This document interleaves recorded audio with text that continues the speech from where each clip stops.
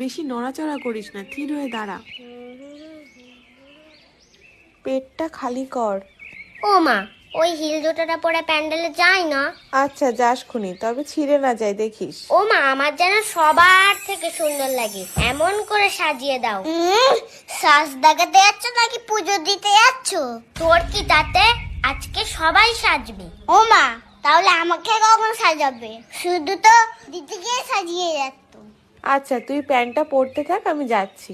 ও মা, ওই জিন্সের প্যান্টটা তো? হ্যাঁ, আজকে জিন্সের প্যান্ট কেউ পরে, পাঞ্জাবি পরতে হয়। পুজোটা কখন হবে রে? প্রসাদটা খাবো কখন রে? ভালো লাগে না আর যে। এই তোকে না হেব্বি লাগছে। তোকেও খুব সুন্দর লাগছে।